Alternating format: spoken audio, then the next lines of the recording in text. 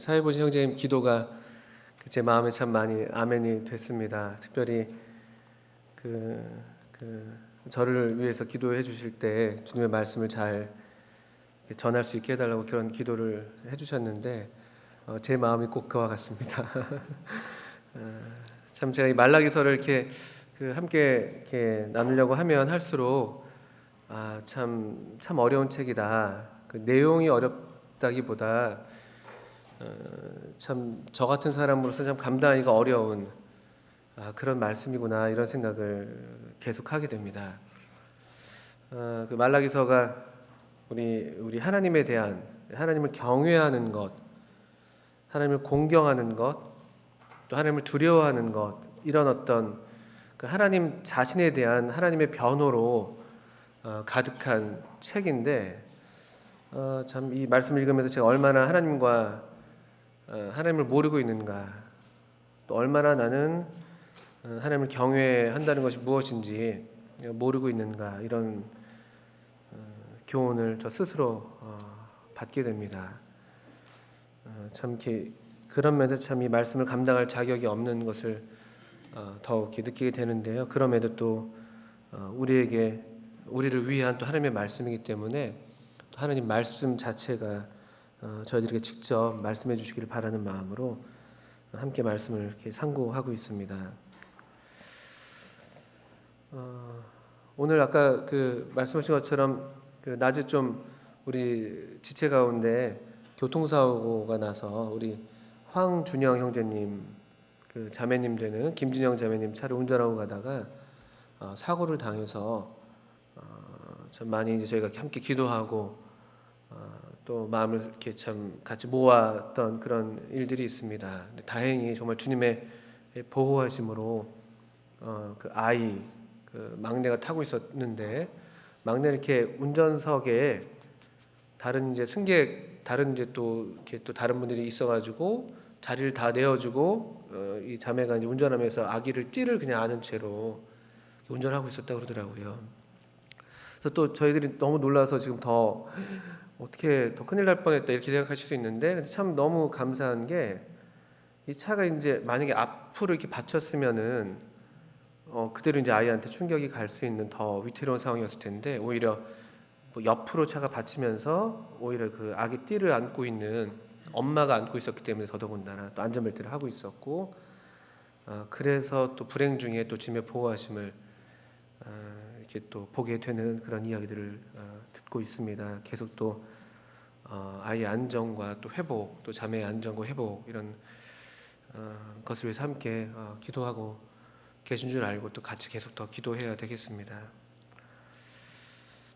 지난 시간에 이제 말라기서가 이 하나님께서 참 간절한 호소로 또 간절한 말씀으로 저들을 다시 이스라엘 백성들을 다시 하나님 자신께로 이끄시는 그런 말씀인데 그런 하나님의 간절한 호소에 대해서 이스라엘 백성들은 계속해서 반박하는 그런 구조로 되어 있는 것을 말씀을 드렸습니다.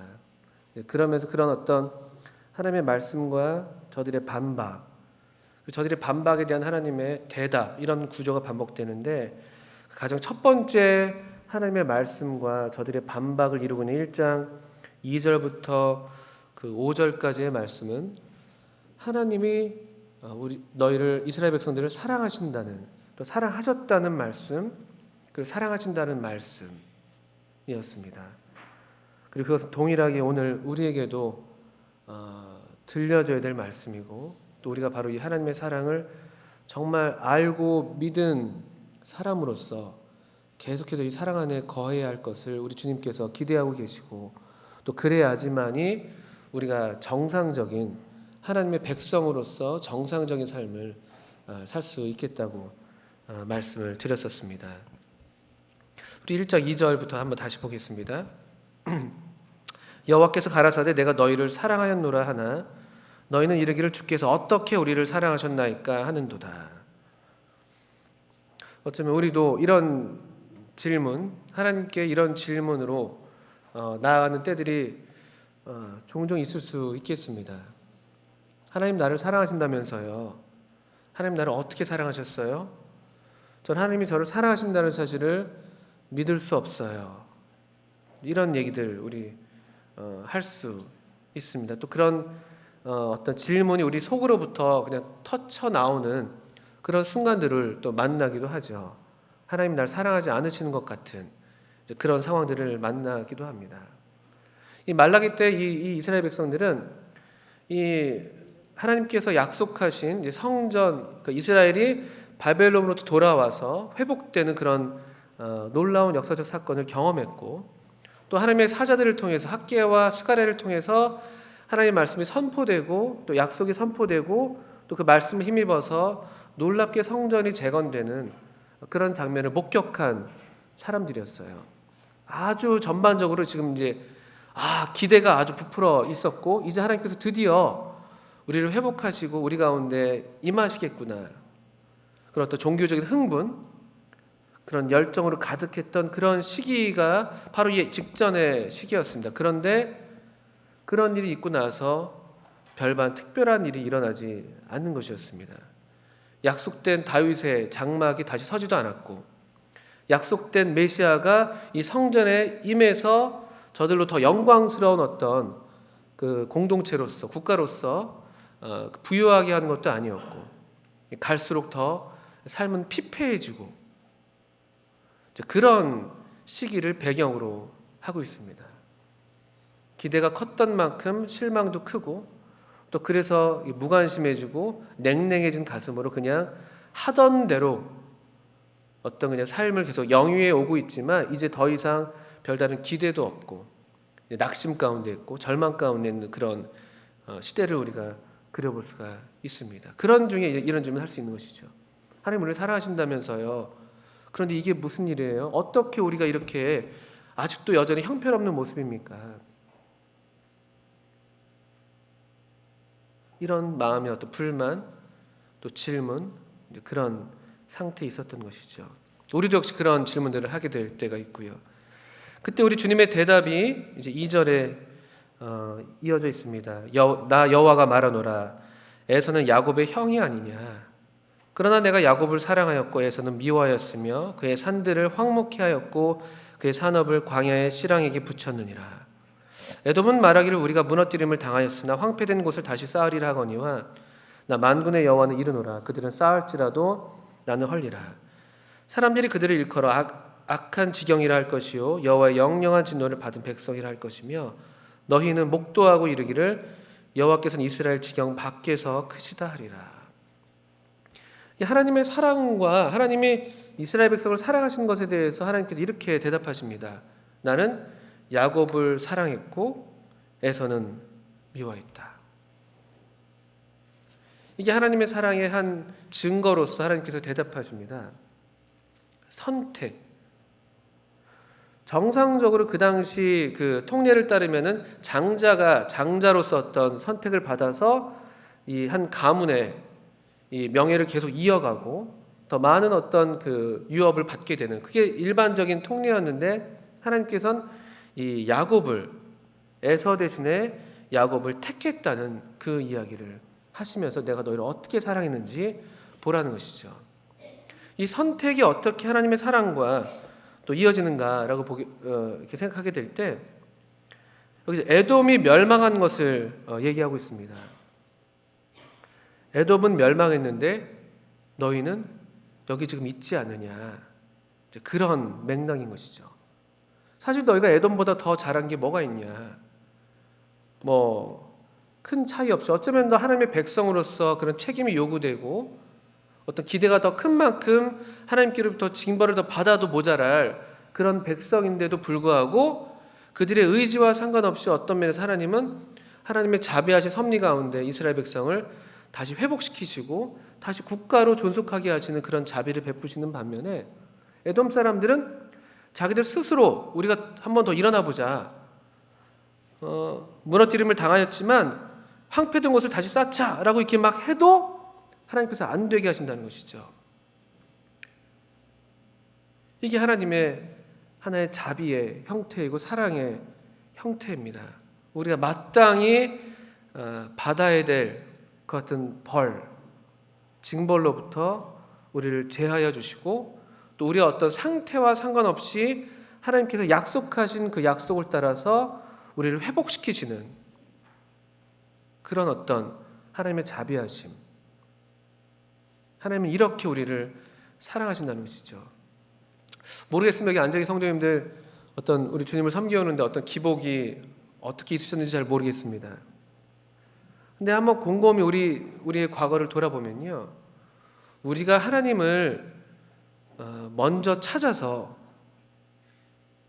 우리가 정말 너무나 형편없는 것을 알고 우리가 하나님께 먼저 찾아와서 우리의 어떤 영혼이 회복되는 그런 경험들 있으십니까? 아니면 도리어 우리는 그렇다고 생각했는데 사실은 하나님께서 나는 정말 하나님을 잘 몰라서 하나님을 멀리하고 있었고 또 하나님의 사랑을 의심하고 있었는데 도리어 먼저 하나님께서 여전히 찾아와 주셔서 우리를 다시 하나님께로 이끄신 그런 경험들 있으십니까? 하나님은 그렇게 하시죠. 하나님의 사랑하심입니다. 하나님이 택하셨기 때문에, 하나님이 우리와 언약을 맺으셨기 때문에, 그 아드님과 더불어 오늘날 우리에게는요, 아드님을 통해서 영원히 변치 않는 언약을 우리와 맺으셨기 때문에 이 언약에 충실하셔서 우리를 계속해서 붙들어 주시고 또 회복시켜 주시고 더욱 주님께로 가까이 이끌어 주시는, 우리로 있게 하시는 이것만 해도 하나님의 자비인 것이죠. 이스라엘 백성이 여전히 이때에 다시 회복됐던 이유도 바로 하나님의 사랑하심 때문입니다. 그들이 어떻게 그 바벨론에서 마음을 돌이키고 이래서 회복된 게 아니에요. 하나님이 70년을 정하셨고 벌써 오래전에 아브라함과 더불어 약속하셨고 이삭과 더불어 야곱과 더불어 계속해서 그 약속을 확인해 주셨고 그 약속에 충실하셔서 하나님이 이스라엘 백성을 보존하시고 회복시키신 이 이야기를 우리 하나님께서 이스라엘 백성에게 들려주고 있는 것입니다. 에돔을 봐라 이것이죠. 에돔을 보라고. 저들은 저렇게 높았던, 저렇게 힘이 있었던 나라였는데 페트라라는 그 암벽 산에 거하면서 그 요새에 거하면서 정말 누구도 우리를 해하지 못할 거라고 했던 그 나라인데, 그 백성인데도 그를 멸하시고 또 그들이 아무리 다시 일어서고자 해도 여전히 일어서지 못하게 하신 하나님의 섭리. 반면에 이스라엘은 정말 지렁이 같고 정말 천하고 약하고 힘없는 백성인데도 하나님께서 여전히 보호하시는 그런 사랑을 우리가 볼 수가 있는 것이죠. 그래서 이 에돔의 모습을 보면서 5절이죠. 너희는 목도하고, 이 에돔을 보면서 하나님을 찬양할 수 있다는 것입니다. 이르기를 여호와께서는 이스라엘 지경 밖에서 크시다. 하나님은 정말 크시다. 이렇게 말할 수 있다는 것이고 말할 수 있어야 한다는 것입니다. 이 하나님은 참으로 크신 하나님이시고 참으로 이 크신 하나님이 나를 크게 사랑하시는구나. 나는 이토록 작은 사람인데, 나는 이토록 모래알 같은 작은 사람인데 하나님은 이 나 같은 사람을 이토록 크게 사랑하시는구나. 저렇게 큰 백성이라도, 큰 나라라도, 저렇게 강한 나라라도 하나님께서 멸하시면 한순간인데 다시 일어서지 못하는데 나 같은 사람은, 우리 같은 민족은 하나님이 보호하시는구나. 이 찬양을 하게 되는 것이죠. 이제 오늘은 6절부터 계속 이어서 좀 말씀을 보려고 합니다. 그러니까 지난 시간에 하나님께서는 이런 내가 너희를 사랑하였노라 라는 이 말씀을 통해서 우리가 반드시 알아야 될, 하나님의 백성이 반드시 알아야 되고 다시 돌아와야 할 자리인 하나님의 사랑이라는 그 자리, 또 그것을 우리가 반드시 알아야 된다고 말씀하셨고 다시 그것을 상기시켜 주시고 어떻게 저들을 선대했는지 그 역사 가운데 저들을 생각하게 하셨다면은 이제 6절 이후로서는 또 우리가 하나님의 백성이 반드시 알아야 될, 또 반드시 붙들어야 되고 안 만큼 그 가치를 두어야 될 사실을 말씀하시는데 바로 하나님의 이름, 하나님의 영광 또는 하나님의 주권, 이 영광스러운 하나님, 그분의 어떤 주권, 그분의 높으심, 이것을 반드시 알 것을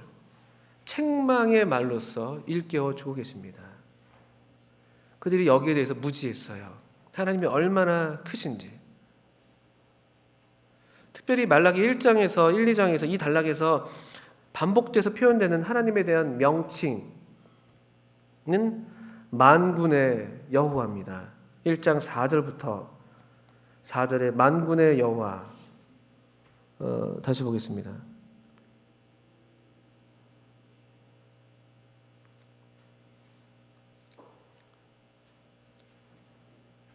1장 4절에는 찾을 수가 있군요. 중간에요. 나 만군의 여호와는 이르노라, 이런 말씀이 있고요. 1장 6절에도요. 초반부에 내 이름을 멸시하는 제사장들아 나 만군의 여호와가 너에게 이르기를. 8절에도 그렇습니다. 만군의 여호와가 이르노라. 9절도 그렇습니다. 만군의 여호와가 이르노라. 10절도요. 만군의 여호와가 이르노라. 11절 만군의 여호와가 이르노라. 13절 만군의 여호와가 이르노라. 2장 2절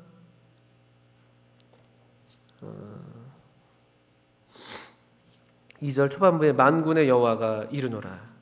또 4절도 그렇습니다. 만군의 여호와가 이르노라. 7절 8절에 계속해서 만군의 여호와, 만군의 여호와의 사자, 나 만군의 여호와가 이르노라.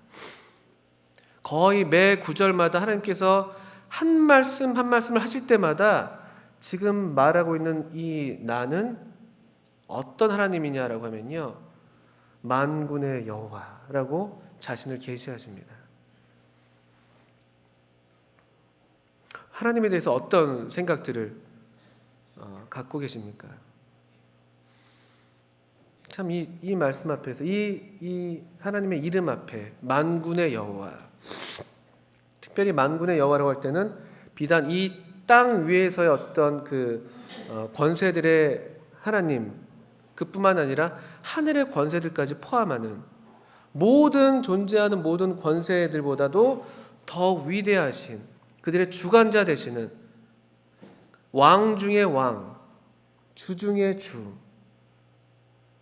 그런 이름입니다.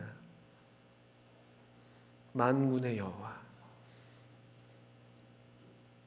저 자신을 보게 될 때 제가 참 이 하나님에 대해서 무지한 것을 보게 됩니다.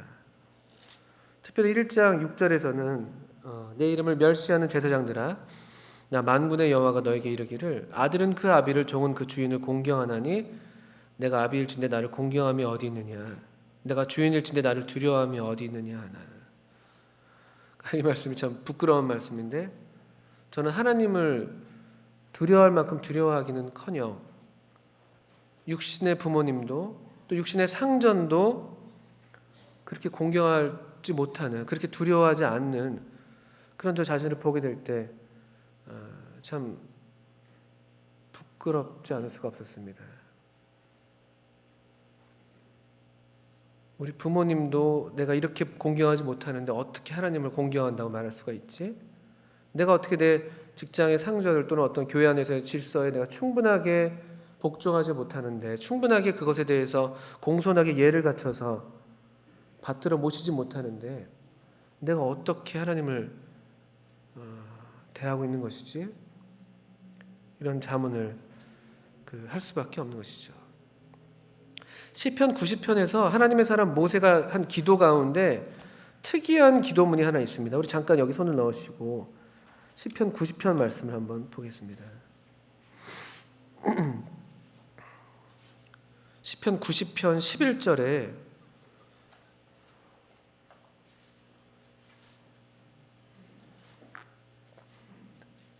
하나님의 사람 모세의 기도인데요. 모세가 기도 가운데 참 탄식하면서 어쩌면 자기 자신에 대해서 안타까워하면서 또 그 시대에 대해서 안타까워하면서 그 기도 가운데 부르짖었던 내용이 90장 11절입니다. 90편 11절. 누가 주의 노의 능력을 알며 누가 주를 두려워야 할 대로 주의 진노를 알리일까? 없다는 거예요. 하나님을 두려워할 대로 두려워하는 사람이 없다. 왜냐?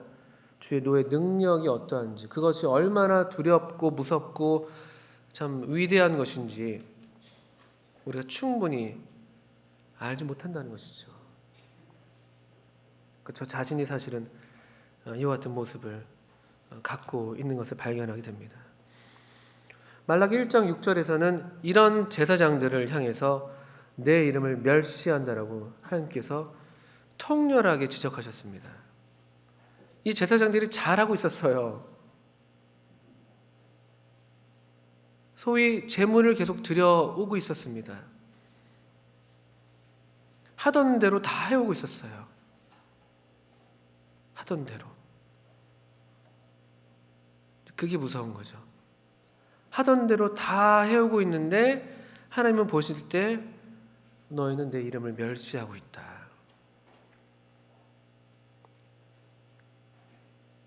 너희는 나를 공경하지 않고 있다. 너희는 나를 두려워하지 않고 있다. 이렇게 하나님께서 지적하신 거예요. 깜짝 놀라는 것이죠.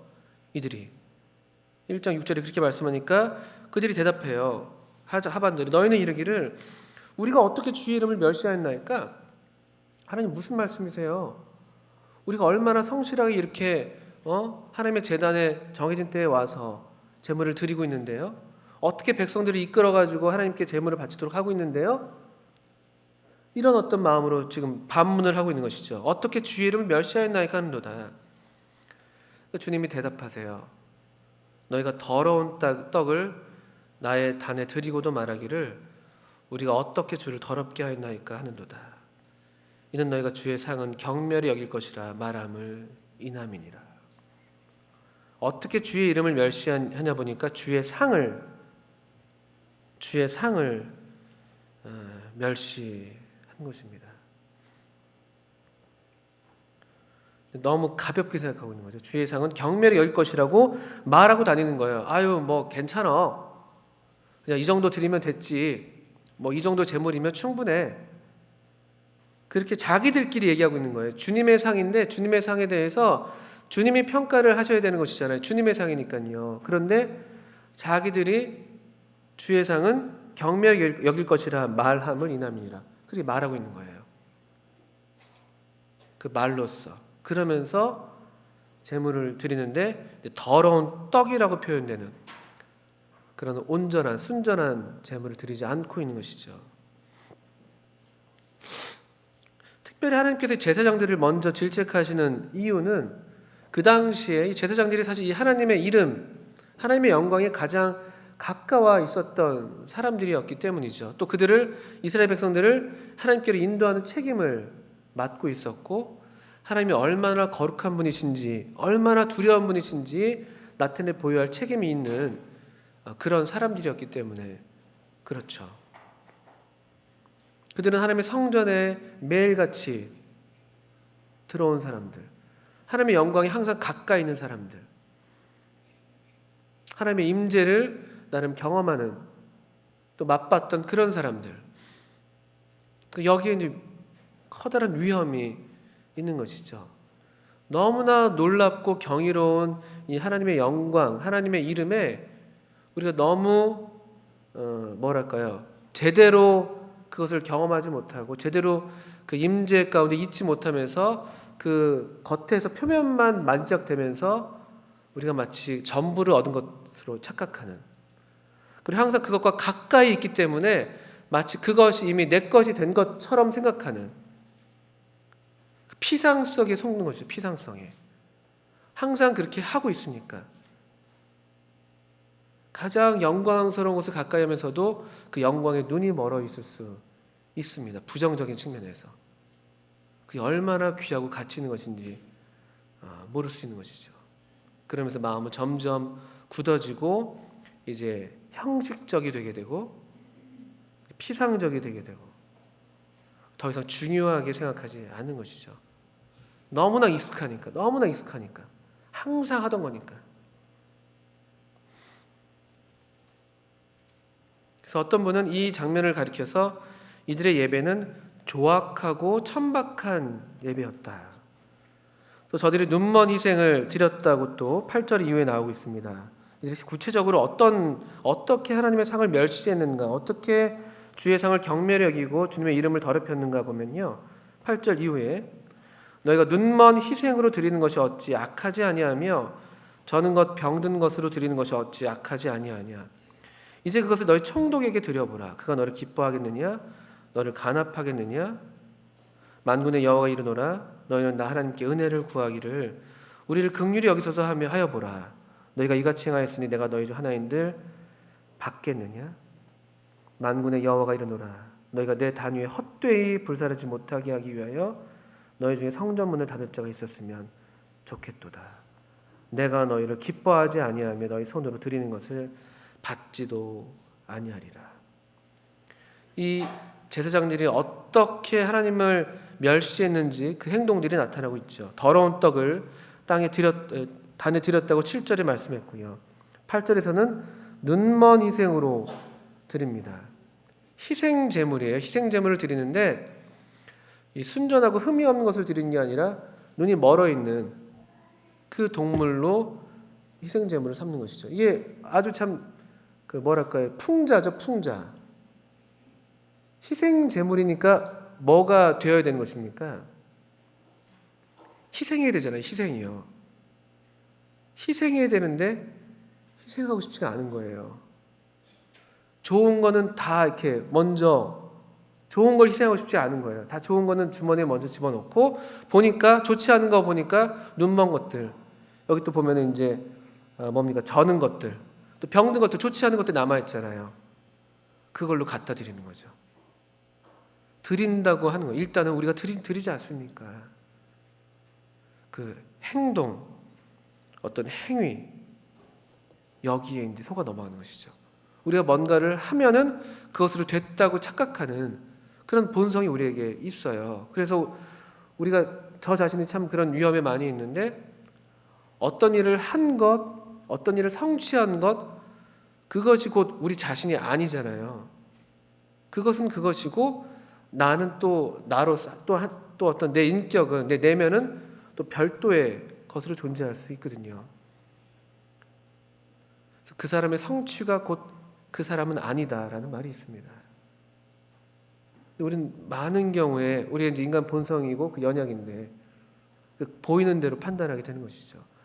다른 사람에 대해서도 겉에 보이는 것으로 판단하고 우리 자신에 대해서도 내가 이렇게 했으니까 어쨌든 드렸으니까 이렇게 하는 경우들이 많은 것이죠. 특별히 여기 이 제사를 드리는 그 상황이기 때문에 이건 그대로 어떤 면에서 오늘날 우리가 하나님께 드린다고 하는 예배에 그대로 적용할 수 있는 그런 말씀이 되기도 합니다. 이들은 이 예배를, 이 하나님께 드려야 될 제사에 대해서 이것은 더 이상 중요하지 않다. 이건 최우선 과제가 아니다. 먼저 우리가 우리 것 챙기고 우리가 할 것들 다 하고 나서 그 다음에 남은 것으로 하면 돼. 이 정도의 이제 생각으로 이렇게 떨어져 있었던 것이죠. 형식적인 예배를 드리고 있었고요. 그럼에도 여전한 어떤 그 종교 생활을 계속 하고 있었던 거예요. 예배도 드리고 제물도 바치고 있죠. 기도도 하고 있는 것이 1장 9절에 보면요. 만군의 여호와가 이르노라 너희는 나 하나님께 은혜를 구하기를 우리를 긍휼히 여기소서 하여 보라. 너희 기도할 때면 이렇게 기도해 보라는 것이고요. 또 2장에서도 2장 13절도 그렇습니다. 2장 13절에도 이들이 얼마나 간절하게 기도하고 있는지 볼 수가 있어요. 2장 13절 보시면요.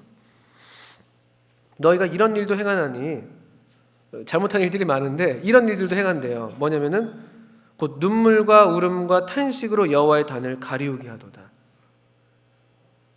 엄청 울어요. 막 단에 와서 막 울고 눈물과 울음과 탄식으로 막 그게 완전히 여호와의 단을 덮을 정도로 그렇게 어떤 종교적인 열심을 갖고 있었던 그런 모양을 보게 되죠. 또 보면요. 3장 14절도 보시면 이들이 어떻게 했는지, 결국 그런 열심 있는 행위가 있었지만 그것이 하나님께 응답받지 못하는 것을 알고 이제 좌절하는 그런 장면인데 3장 14절 보면요. 이는 너희가 말하기를 하나님을 섬기는 것은 헛되다. 만군의 여호와 앞에 그 명령을 지키며 슬프게 행하는 것이 무엇이 유익하리요. 그렇게 했다는 거예요. 자기들이요. 우리는 하나님을 잘 섬겼어. 근데 하나님 앞에서 뭐 소위 이제 금식을 하려면 금식을 하고 어떤 절기가 됐을 때 애통이 하라고 해서 막 눈물을 흘리고 막 그렇게 했다는 것이에요. 아주 막 슬프게 행하고 명령을 지키고. 근데 그렇게 했는데 헛돼. 하나님은 우리한테 응답하지 않아. 우리의 창고는 갈수록 줄어들고 있어. 하나님이 약속하신 영광스러운 어떤 그런 이 이스라엘의 하나님의 백성의 어떤 부요함은 나타나지 않고 있어. 아유, 이거 다 아무짝에 쓸모없네. 그 마음이 점점 이렇게 떨어지고 있는 것을 보게 되는 것이죠. 그런데 이유가 그 하나님께서 응답하신 이유가 있다는 것이죠. 아무리 겉으로 그렇게 한다 한들 그 중심에서 하나님을 공경하는 것, 또 하나님을 그 두려워하는 것, 그런 중심을 잃어버리고 있는 것이죠.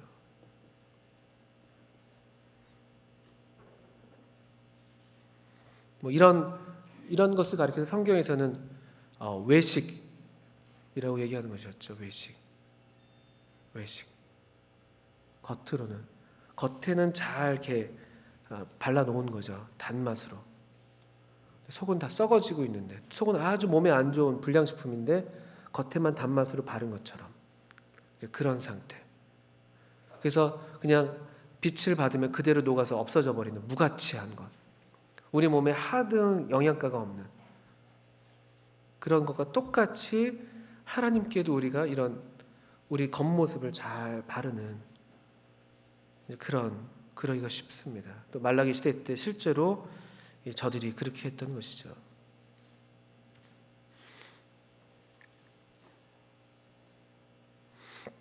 그럼 하나님께서 이런 8절에 이렇게 얘기하고 있어요. 그런 것들, 그렇게 형편없는 제물들 너희 총독에게 드려봐라. 그걸 받겠냐? 사람에게도 그렇게 할 수 없는 것을 어떻게 나에게, 만군의 여호와인 나에게, 만군의 여호와의 이 주권 아래에 있는 그 작은 너보다 조금 높은 총독에게도 드리지 못할 것을 어떻게 만군의 여호와께 갖고 오려고 하냐? 이렇게 지금 질문하고 있는 것이죠. 자, 이 말씀을 읽는데 한번 생각해봤어요. 뭐 소위 이제 선물을 누군가한테 준다고 할 때, 또는 초대 손님에게 어떤 손님을 초대해놓고 음식을 베푼다고 할 때, 우리 어떻게 합니까 보통요? 나름 그래도 정성을 다해서 준비를 하지 않습니까? 그런데 만약에 제가 손님을 불러다 놓고서는 제가 먹다만 밥, 한참 먹다 보니까 따뜻하게 먹을 때 좋았는데 먹다 보니까 너무 배가 불러. 그래서 밥 좀 남은 거에다가 반찬 뭐 생선도 뜯다만 남은 거 좀 말라 비틀어진 거 내놓고, 아주 귀한 분이 오셨는데 그걸 제가 그렇게 드린다고 해보세요. 그렇게 우리 못하잖아요. 손님이 오면은 제가 알기로는 누가 온다 그러면요, 우리 자매님들은 원래 있던 밥 다 뒤집어 까 엎으시고 거기다 밥을 얹히시는 걸로 제가 알고 있습니다. 밥이 아주 많이 있음에도 불구하고. 귀할수록 더 그러겠죠. 그렇게 하고 음식도 다시 또 데피고, 그냥 가족들한테는 그냥 반찬 통째로 내주지만 손님이 오면은 예쁜 접시에 담아서 내어주기도 하시고요. 우리 그렇게 하지 않습니까? 또 이 드린다고 할 때 우리가 이제 또 어떻게 또 어떤 좀 오해를 저 자신을 볼 때 하게 되는가 보니까, 마치 정말 우리가 하나님께 드린다고 생각하는 것이죠. 내가 좋은 걸 잘 드려야지 하나님이 기뻐하죠. 물론 그렇죠. 근데 하나님 편에서 보실 때는요, 하나님이 뭐가 부족하신 분이 아니시잖아요. 아까 이스라엘 백성이 하나님을 잘 모른다 할지라도 하나님은 이스라엘 밖에서도 크신 분으로 칭송받으실 분이시거든요. 또 1장 11절에도 보시게 되면요, 만군의 여호와가 이르노라, 해 뜨는 곳에서부터 해 지는 곳까지 이방 민족 중에서 내 이름이 크게 될 것이라. 또 14절에서도요, 나는 큰 임금이요 내 이름은 열방 중에서 두려워하는 것이 됨이니라. 만군의 여호와의 말이니라. 하나님은 아주 당당하세요. 지금 구걸하시는 게 아니에요. 이스라엘 백성들에게 제발 나한테 좋은 거 좀 달라고 구걸하시는 게 아니에요. 그게 필요한 게 아니거든요. 그거 없어도 하나님은 이미 충분히 영광스러우시고 부족한 게 하나도 없으신 분이시죠. 그런데 하나님이 받기를 원하시는 거예요. 부족해서 우리가 뭔가를 채워드리는 게 아니라 받기를 원하세요. 그냥 그 부족한 사람에게는 그 양, 마음은 상관없죠. 그 물건만 내가 얻으면 되니까요. 근데 하나님은 부족한 분이 아니시기 때문에 무엇을 가져오냐가 중요한 게 아니라 어떤 마음으로 하느냐가 중요한 것이거든요. 부족한 게 없으시니까. 그러니까 저희 뭐 예를 들면 이제 부모님들 생신을 맞게 되면요, 어릴 때 보통 보게 되면요, 엄마 아빠가 애들보다 훨씬 더 부자입니다. 부족한 게 없죠. 그런데 생일날 엄마 아빠 생일날 애들이 뭘 갖고 오기를 안 기다리십니까? 기다리게 되더라고요. 기다리게 되잖아요. 그거 부족해서, 그게 내가 필요해서, 야 이번 생일날 현우야 아빠 신발이 없는데 정말 꼭 좀 사줘라, 그렇게 해서 하는 게 아니잖아요. 걔가 안 사줘도 저는 살 수 있습니다. 저희 큰아들이 신발 사왔었거든요. 운동화 좋은 걸로 혼자서 이마트 가서 제가 아주 자랑스럽게 신고 다니는 파란색 신발이 있습니다. 그 신발이 물론 좋은 거고요. 신발도 좋지만 그 아이가 그걸 준비해 준 게 고마운 거고요.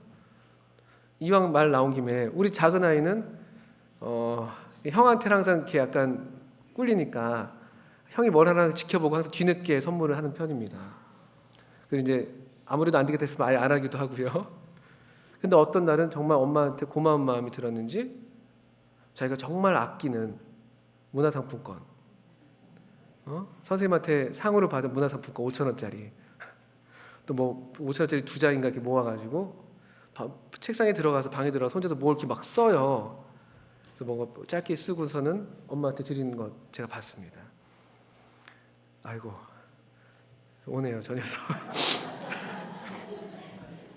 그러니까 제가 참 송구스럽지만 자식을 키우는 그런 뭐 말씀을 드려 참 이렇게 송구합니다. 근데 또 그러면서 저 자신도 돌아보게 되는데 저는 부모님도 그렇게 못했었거든요.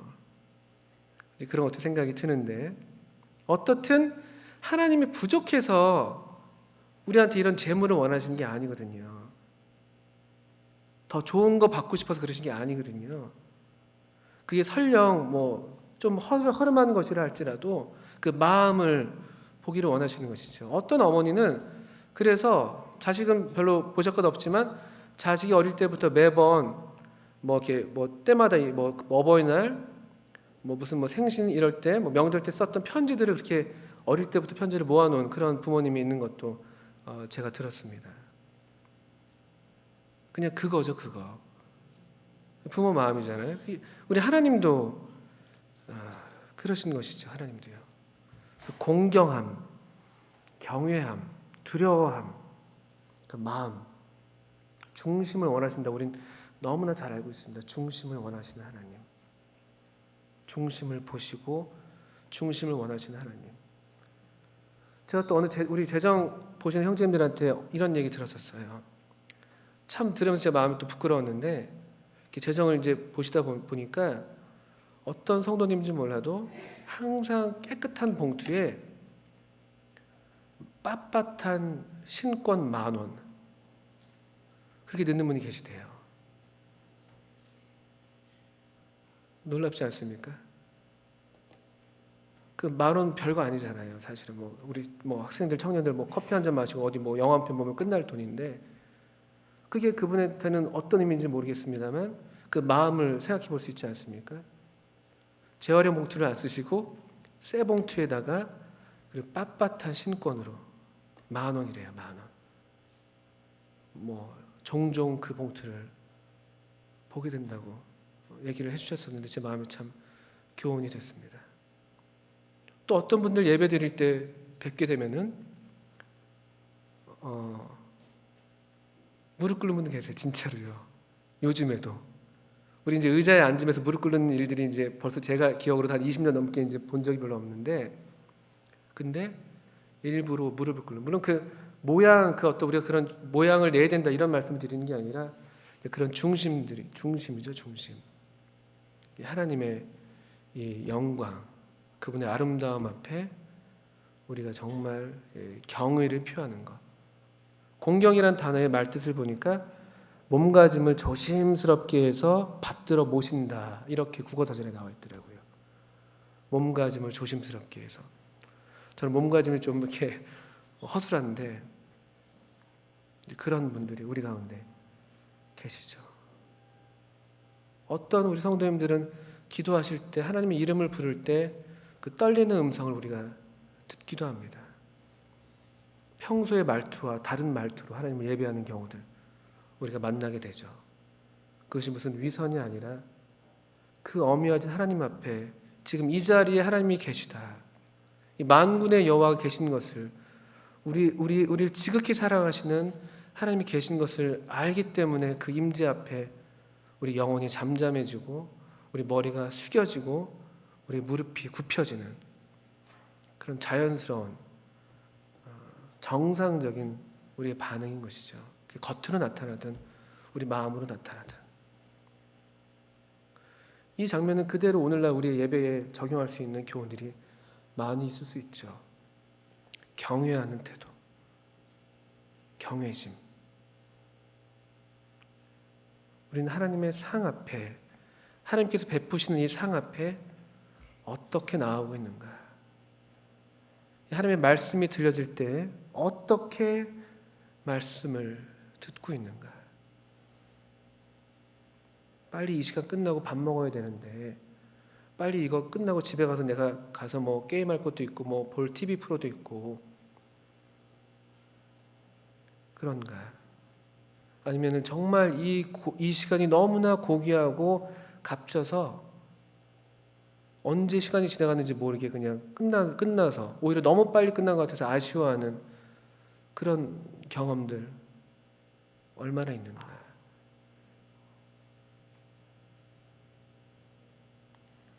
하나님을 경외하는 태도죠. 하나님을 경외하는 태도. 참 이게 저 자신에게 얼마나 부족한지, 저의 어떤 그 예배 드리는 태도라든가 또 주님께 무언가를 드린다고 할 때 그런 태도, 또 주님을 위해서 뭔가를 한다고 할 때 그런 태도들이 얼마나 나는 가볍고 경솔했는가. 하나님의 이 8절에 6절에서 나를 공경함이 어디 있느냐라고 할 때 그 공경함이라는 단어가 영광이라는 단어입니다. 영광. 나의 영광이 어디 있느냐 이렇게 물으시는 말씀인데, 이 영광, 공경함이 영광이라는 단어는요, 무게라는 그 뜻을 함께 갖고 있습니다. 무겁다. 영광은 무겁습니다. 하나님의 영광, 이 무거운 영광, 하나님의 영광을 우리가 제대로 경험한다면요, 그런 영광 앞에 우리가 선다면요, 이 무게를 우리가 견디지 못하는 것이죠. 그래서 어쩌면 참으로 하나님께 나오는 사람들이 가장 합당한 자세가 그래서 무릎을 꿇는 자세인지도 모릅니다. 우리 그 무게를 견딜 수가 없어요. 성막이 지어졌을 때 하나님의 영광이 그 성막을 가득 채웠을 때 어떻게 되었는지 아십니까? 제사장들이 능히 서지 못했습니다. 이 두 다리로 그 영광의 무게를 견딜 수가 없어서 제대로 서지 못했다고 표현되어 있어요. 이 영광의 무게. 하나님께서 정말 낮게, 정말 낮게 우리 위에 들이우시는 것 같은 그런 영광에 압도되는 그런 예배, 어디에서 그걸 얻을 수가 있을까요?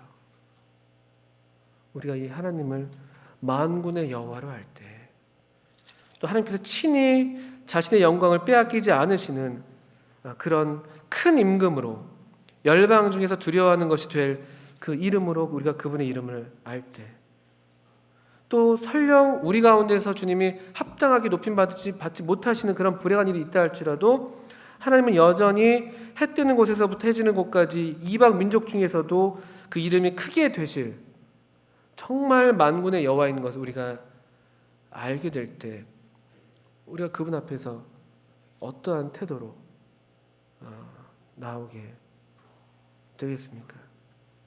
또 반면에 우리가 그런 태도로 나오지 않을 때 하나님이 싫어하십니다. 이 사람들은 심지어 아주 참 이렇게 참 이럴 수가 있을 정도로 그런 말들을 일삼았었는데요. 이를테면은 13절, 12절, 13절 같은 데 보시면요. 하나님의 이름은 이방 민족 중에서 크게 될 이름인데도 불구하고 12절에 보니까 그러나 너희는 말하기를 여호와의 상은 더러웠고 그 위에는 실과 곧 식물은 경멸히 여길 것이라 하여 내 이름을 더럽힌도다. 이방 민족들은 우리가 예배하지 않으면 돌들이라도 하나님을 예배할 그 위대하신 하나님이신데, 만군의 여호와이신데, 큰 임금이신데, 우리가 예배하지 않아도 이 열방 가운데 높임을 받으실 분이신데, 그런데 이 이스라엘 백성들, 하나님의 택한 백성들은 하나님의 상은 더럽다고 얘기하고 있는 것이죠. 그렇게 하나님의 이름을 더럽힙니다. 13절은 더 각언입니다. 만군의 여호와가 이르노라 너희가 또 말하기를 이 일이 얼마나 번패스러운고, 아주 성가시고 귀찮고, 와, 꼭 뭐 이렇게까지 해야 돼? 아유, 뭐 재물 그냥 적당히 아무거나 드리면 되지, 뭐 드리면 된 거 아니야? 뭘 일일이 다 따져가면서 골라내야 돼? 이렇게까지 해야 돼? 아주 귀찮아하는, 그렇게 말하고 있고요. 코웃음 치고 있어요. 하나님의 상, 하나님께 제물 드리는 일에 대해서 이런 태도를 보이고 있습니다. 그래서 토색한 물건, 빼앗은 거예요. 남들한테 빼앗은 거예요. 자기 것에서 자기 걸 희생하는 게 아니에요. 빼앗아 가지고 하나님께 드려요. 저는 것, 병든 것, 아까 얘기했던 것들이죠. 이런 것들을 가져온다는 거예요. 이걸 내가 받겠냐? 그리고 14절에는 서원할 때는 엄청 좋은 것으로 서원해서 막상 그 일이 되니까 흠 있는 것으로 갚고, 서원할 때는 아주 수컷으로, 가장 좋은 것으로, 하나님 제가 이렇게만 해주시면 제가 이렇게 하겠습니다라고 서원해 놓고서는 막상 그렇게 되니까 쏙 그 말은 들어가고 이제 그 하찮은 걸로 이제 갚는, 신용만 하는 그런 사람, 하나님이 아주 지금 불쾌하게 여기시고 있는 것이죠. 그리고 누가 좀 와서 문 좀 닫아줬으면 좋겠다, 그런 어떤 불편함, 아주 역겨운, 메스꺼워하는 그런 장면. 마치 그 라우디게아 교회인가요? 차지도 않고 덥지도 않은 그 라우디게아 교회를 향해서 내가 토하여 내치리라 그러잖아요. 막 이게 안 넘어가는 거예요. 구역질을 하는 것이죠. 아주 두려운 말씀이 아닐 수 없습니다. 만약 하나님께서 저에 대해서 이렇게 보신다면은 어떡하겠습니까? 또 우리에 대해서 이렇게 보신다면은 정말 큰일이죠. 너희들의 예배는 필요 없어. 너희들이 예배하지 않아도 나는 충분히 영광스러워.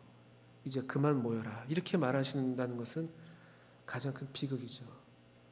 그것이 촛대를 옮기는 그 징계가 되는 것이겠죠. 그래서 말라기, 하나님의 사자, 이 말라기를 통해서 하나님께서 우리에게 들려주시는 두 번째 말씀은, 첫 번째 말씀은 하나님 우리를 사랑하신다 였다면은, 이 두 번째 말씀은 하나님은 만군의 여호와다. 하나님은 우리 가운데 마땅히 존경받고 높임받고 거룩히 여김을 받으셔야 될 크신 임금이시다. 이 온 열방의 주이시다. 우리가 이 하나님을 알 만큼 알게 되기를, 마땅히 그분의 이름을 두려워할 만큼 두려워할 수 있다면 우리의 70, 강건하면 80되는 인생, 수고와 슬픔뿐이라는 인생이 결코 수고와 슬픔만으로 끝나지 않을 것이죠. 우리의 인생이 오히려 하나님께 온전히 드려지는 예배로, 희생 제물로 드려지게 될 것입니다. 모세, 하나님의 제사에 익숙했던 사람이었어요.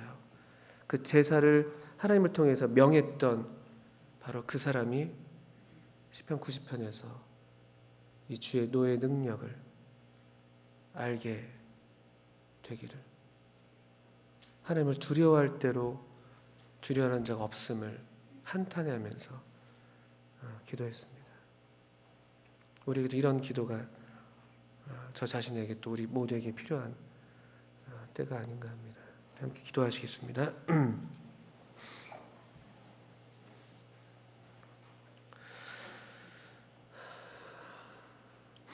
하나님 아버지, 참 저희들도 이 위대하시고 참 지극히 거룩하신 하나님 아버지께서 어떻게 저희 같은 자들을 택하셨는지 참 생각할 때 놀라운 사랑에 또 감사를 드립니다. 또 더불어서 저희들로 계속 참 한 마음으로 구하는 것은 저희로 이 사랑 안에 계속 머물게 되기를 구하는 것이고, 또 오늘 저희가 배운 말씀처럼 우리 아버지 하나님이 얼마나 높으시고 또 얼마나 거룩하시고 얼마나 영광스러운 분이신지 우리가 알게 되기를 바라는 것입니다. 하나님 아버지, 우리를 도우셔서 우리의 마음 눈을 밝혀주셔서 우리 아버지 하나님을 알 만큼, 알아야 할 만큼 알게 하셔서 우리 가운데 아버지 하나님께서 합당하게 높임을 받으시고 합당하게 공경을 받으시고 참 경외하는 마음으로 참 하나님 앞에 나아가는 하나님의 백성들 되게 해주시기를 기도합니다. 오늘 허락하신 교훈을 감사드리며 예수님의 이름으로 기도합니다. 아멘. 네, 감사합니다.